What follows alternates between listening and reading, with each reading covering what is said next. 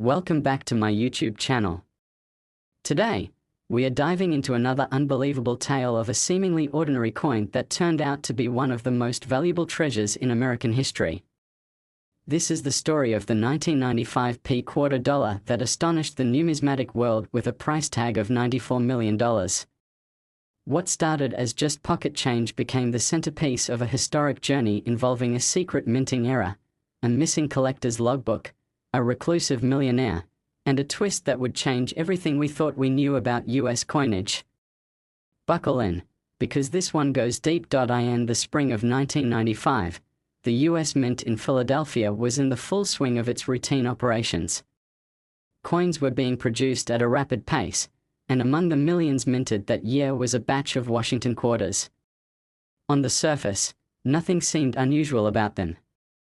The same familiar portrait of George Washington on the obverse, the standard eagle design on the reverse, and the expected weight, diameter, and metallic composition. But within that year's production, something extraordinary occurred. A single quarter bore characteristics so rare, so improbable, that it would take decades before anyone realized what they had. The story truly begins with a man named Daniel Wexler. Daniel wasn't a coin collector in the traditional sense. He worked as a janitor in Philadelphia, moving between buildings at night, usually lost in his own thoughts. He had no interest in numismatics, nor any knowledge of the intricacies of coin errors or historical mint marks. But he did have one habit. Every time he found a quarter on the floor or in a vending machine's change slot, he'd put it into a mason jar he kept in his basement. Over 10 years, the jar filled with coins he never spent, never sorted, and never thought much about. In that jar lay the 1995 quarter that would later fetch a staggering fortune. Wexler's life changed not when he found the coin, but after his unexpected passing in 2011. His modest estate, including the jar of coins, was passed on to his niece, Kayla Wexler, a schoolteacher with a love for puzzles and history. Kayla didn't think much of the jar at first. She kept it in a closet for 2 years before deciding to sort through it one rainy Sunday. She began organizing the coins by year, not for any particular reason other than to satisfy her need for order. That's when she noticed something strange. One of the quarters from 1995 looked different. It wasn't the wear, or the luster, or even the color. It was the thickness. The coin was marginally thicker than the others, and when she stacked it with other quarters, it stood out. Intrigued, she started researching. That led her to online forums, where collectors often posted about errors, misprints, and anomalies. She posted a picture of the coin alongside her question, "Is this worth anything?" The responses were skeptical at first. One user even told her it was likely just a damaged coin. But then a seasoned collector with the username NumisKing responded with a different tone. He asked for high-resolution images of both sides of the coin, as well as the edge. When she sent them, the conversation changed dramatically. NumisKing told her that what she had might not only be rare, it might be unique. He pointed out that the thickness wasn't from damage, but from an unusual double striking that occurred slightly off-center, without displacing the coin's basic features. Even more intriguing was what he spotted near the edge of the coin's obverse, a tiny, almost imperceptible micro-engraving that read S29P. According to NumisKing, this was not a known mint mark or test code. It was completely undocumented. Kayla was skeptical.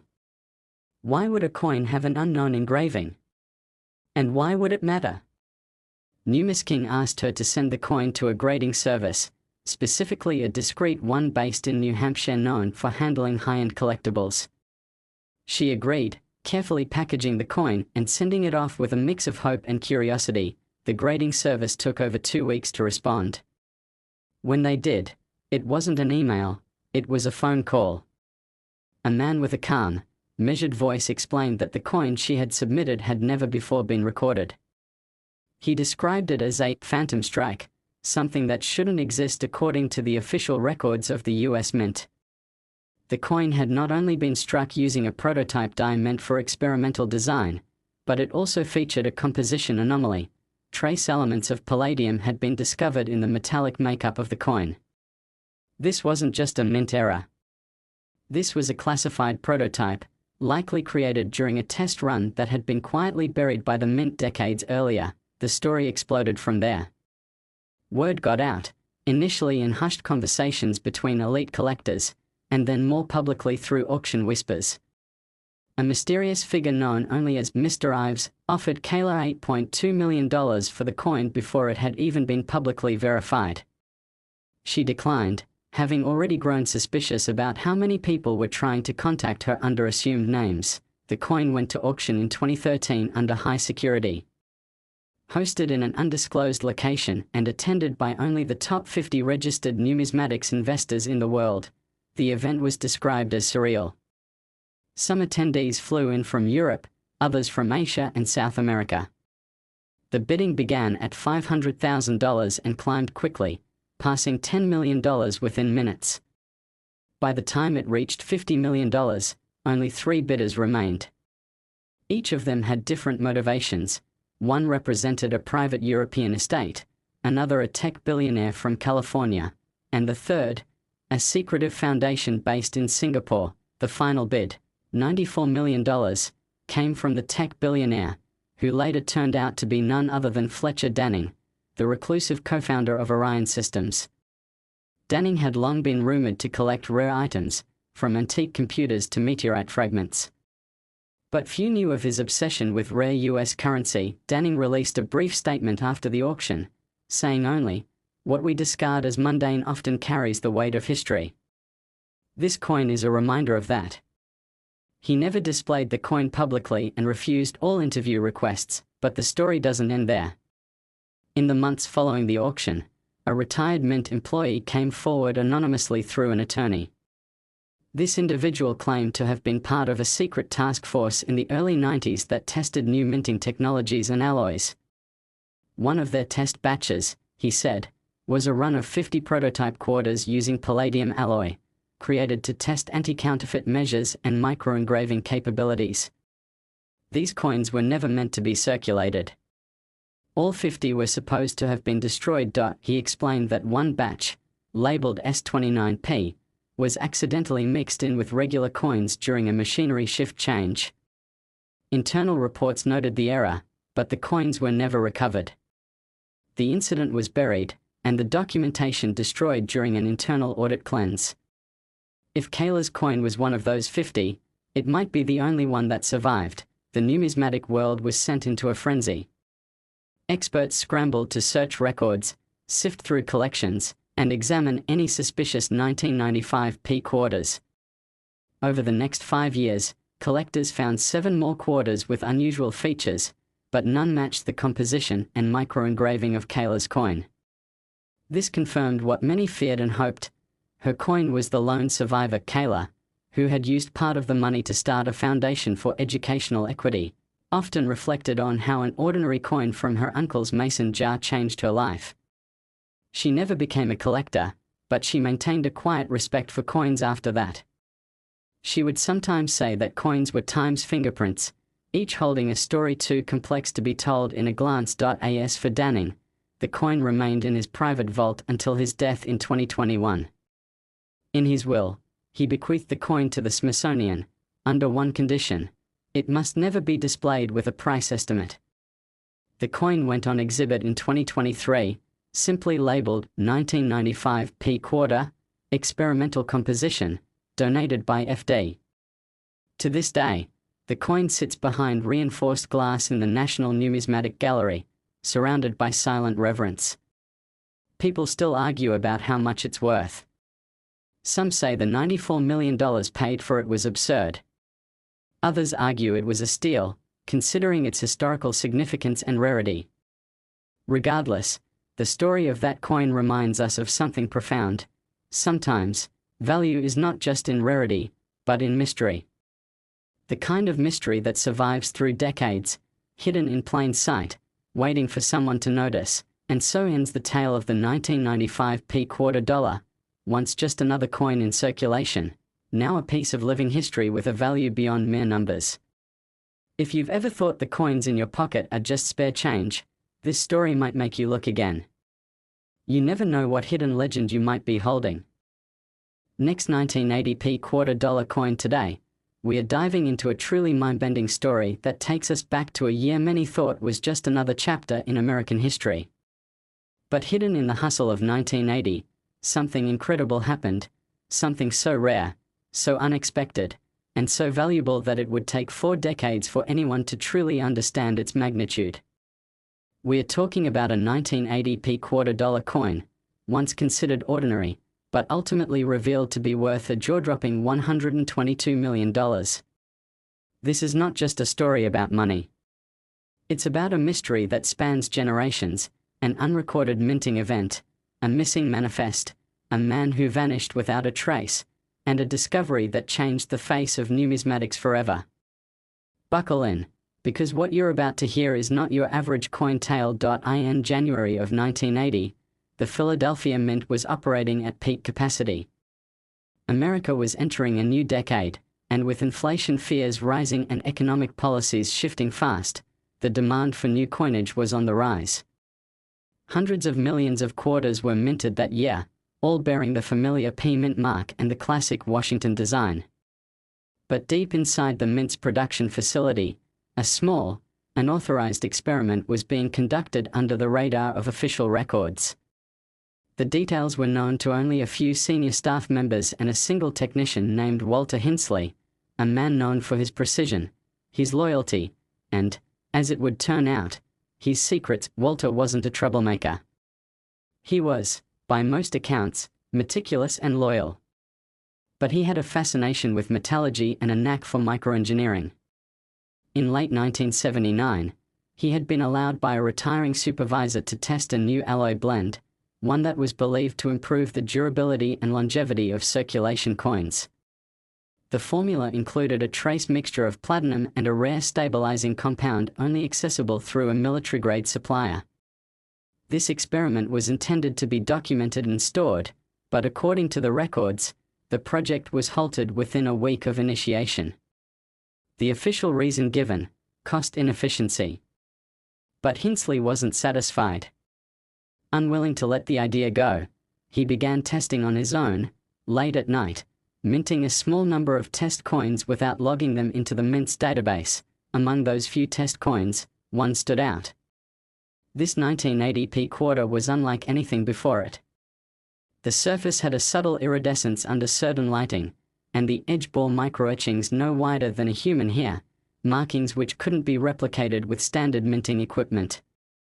The coin was never supposed to enter circulation. But Hinsley, out of habit or perhaps error, included it in a test batch that was later dumped into general coinage. He realized his mistake within hours. He tried to trace the coins, pulling manifests, checking drop-off locations, but the trail had already gone cold. The shipment had been transferred to the Federal Reserve Bank's Eastern Division and from there, dispersed into the wild, lost among millions of others. And then, Hinsley disappeared. Officially, he submitted retirement papers due to illness. Unofficially, he vanished. No forwarding address, no phone number, no family claims. Just gone. The Mint never investigated the matter seriously.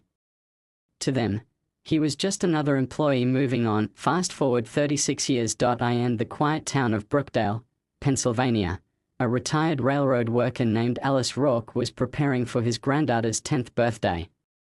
He wanted to give her something meaningful, a small treasure hunt around the house, with coins and old trinkets as prizes.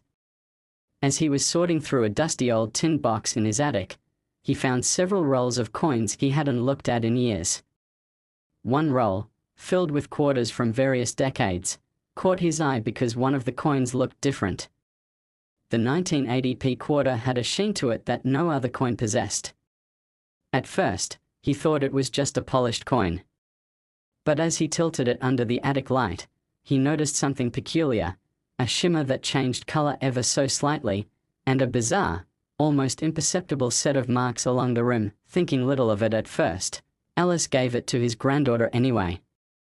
She placed it in her toy purse, and it stayed there for months until a chance visit to a local flea market brought it to someone else's attention. At the flea market, a coin collector named Maya Jensen had set up a booth with various coin displays and antique items.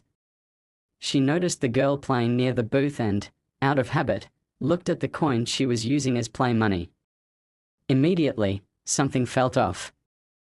Maya wasn't a professional grader, but she had 20 years of collector experience. The weight, the color, and the bizarre edge on the quarter triggered her instincts. She asked the girl where she got it, and the girl explained it was from her grandfather. Maya politely asked if she could buy it for $10, which the girl accepted gleefully. What Maya did next would change everything. She brought the coin to a private grading firm in Maryland. Not a big-name company, but one known for discreetly handling potentially sensitive or high-value coins. The initial tests came back confusing. The coin's composition didn't match standard clad quarters. Instead, it included trace amounts of platinum and another unidentified compound. Further analysis using electron microscopy revealed microscopic etchings that formed a sequence of characters, WHP006.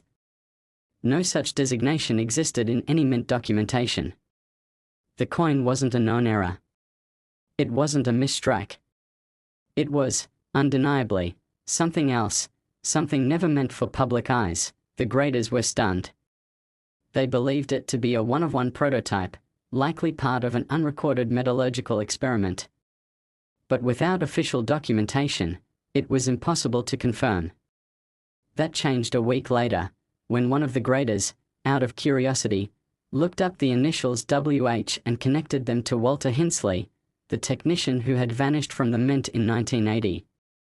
He tracked down a single archived photo of Hinsley, part of an old employee newsletter, and matched it with records indicating his employment on the experimental alloy project. Word spread quickly. The coin's story attracted underground collectors, private investors, and eventually, national news outlets. But even among the buzz, Maya refused to sell. Instead, she partnered with a documentary filmmaker to tell the story.